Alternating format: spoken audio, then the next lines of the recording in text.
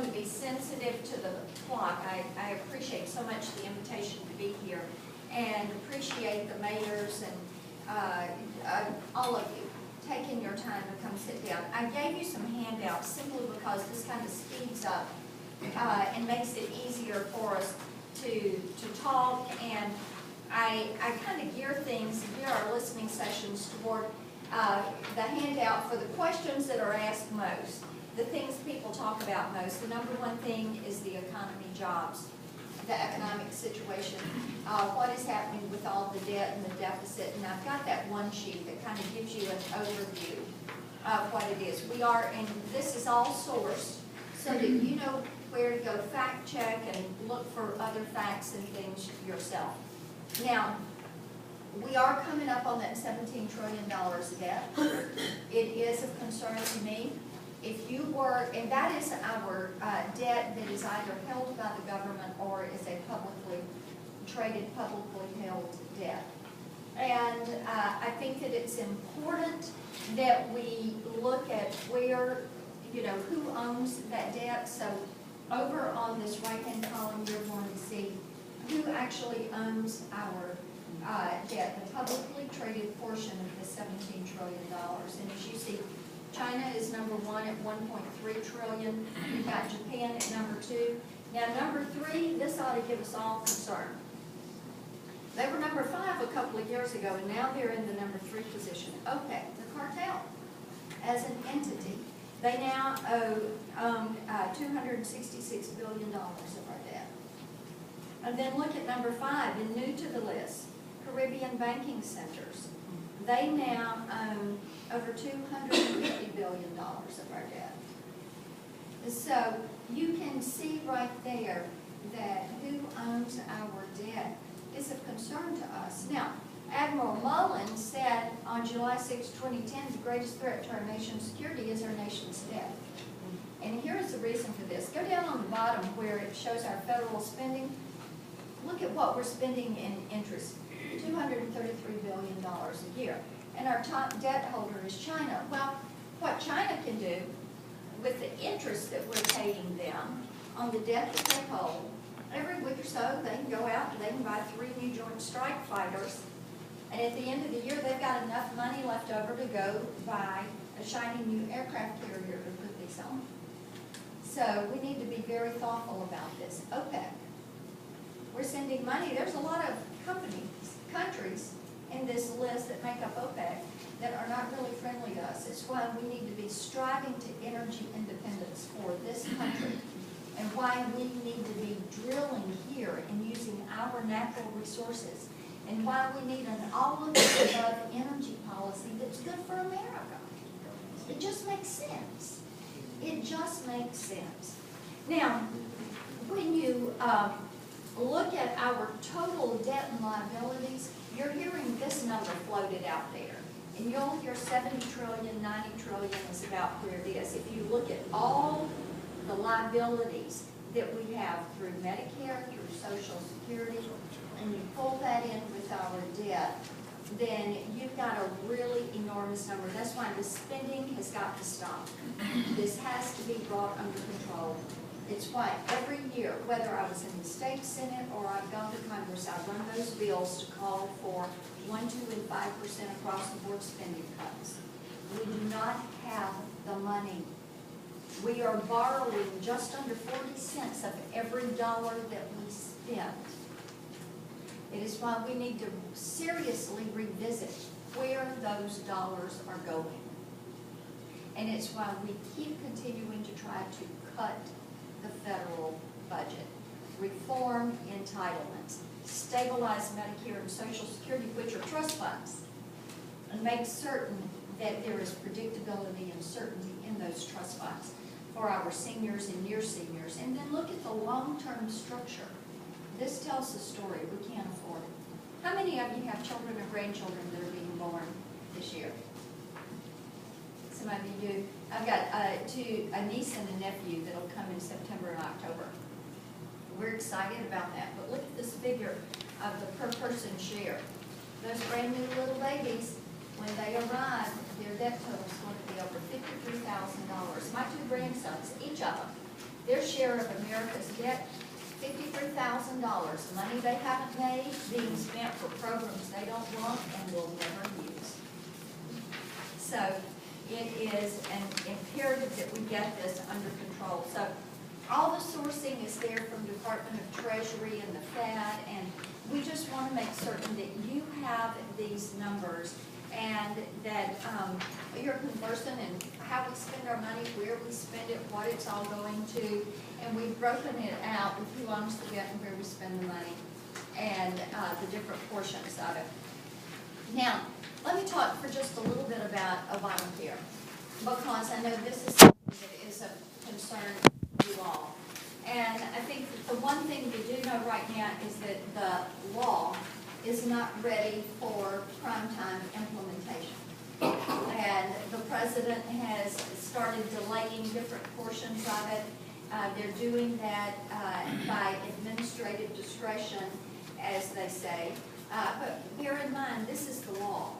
And you can't pick and choose what you want to enforce and what you don't want to enforce.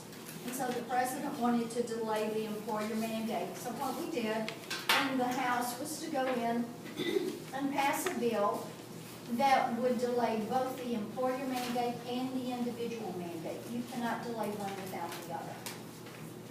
And we believe there's a 4-step process: delay, defund, repeal, replace.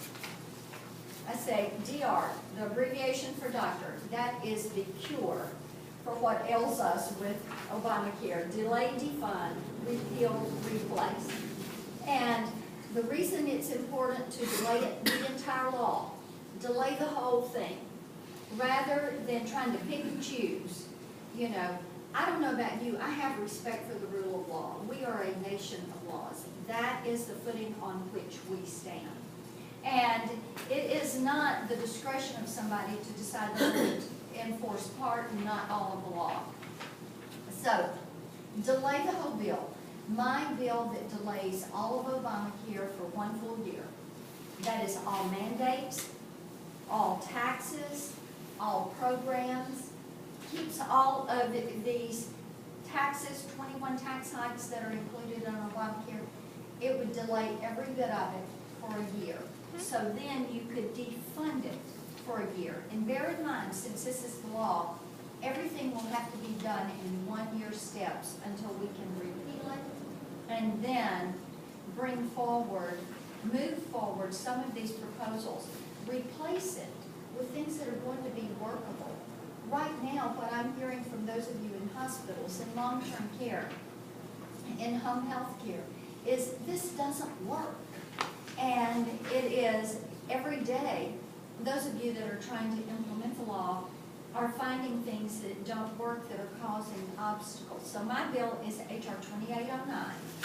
That is the 1-year delay for Obamacare. 2809. You can go to the website cosponsor.gov and you can co-sponsor that bill. And that is, you know, we send everybody to know. A 1-year delay, it would halt the Medicaid expansion for a year. It would halt these exchange subsidies. It would halt all the taxes from taking place. It would stop these mandates. Marsha, what about the cuts that have already occurred? Would they be delayed, or would Yes. Yeah. It delays all of it for a year, and then the defunding would follow that. You know, you hear a lot of talk about the defunding, but if you want to make certain that it sticks and you don't have the taxes and the mandates rolling forward, you have to delay the whole thing, and then you can come in and defund those portions. So yes, it would put the halt on that. And then Tom Graves out of Georgia has 2682. That is the bill that would handle the defund portion. So delay, defund, repeal, replace. And that is the four-step process. Now, there is a lot of talk out there about government shutdown. What would happen if a government shutdown? And for our mayors, elected officials, I did a sheet because I thought y'all would be interested in seeing exactly what would happen if the government shut down. Because there's a lot of, and also I know you all have questions about what would happen with Obamacare and a government shutdown. So let me take those two things a little bit separately. For the government shutdown as a whole, and this is what, there needs to be a discussion as we talk about this. Do we want to do this? Is this going to give us the result that we want? And if we do it, know what's going to happen going in. Now, when you go into a government shutdown, in essence, the House has given the checkbook for discretionary spending. And if you look at that front sheet on the budget, you see that non-defense discretionary spending is $615 billion, and then defense, which is discretionary, $670 billion. Now, you give that checkbook for all of that spending to the president, to the executive branch. You turn that checkbook over, and then they have control over that spending.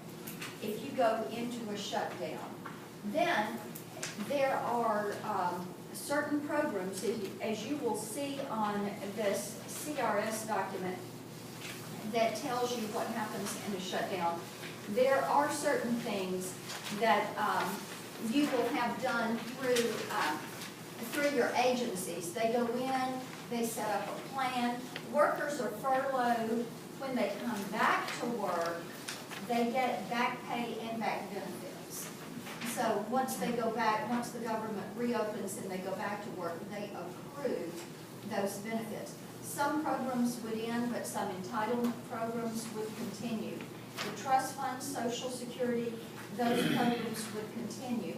Now, the executive branch, with their designees and their appointees, you see on here, the president would decide if they did or did not work. So those employees may stay working. So it's kind of spotty as to how it affects the different individuals, but we have that in here with the federal spending, how it rolls out, the entitlement spending, how it would go, the federal pay for federal employees, and then you'll notice at the bottom of this, is the ledge branch, judicial branch, and then we have the link in here to the CRS report that rolls out what happens in a federal government shutdown.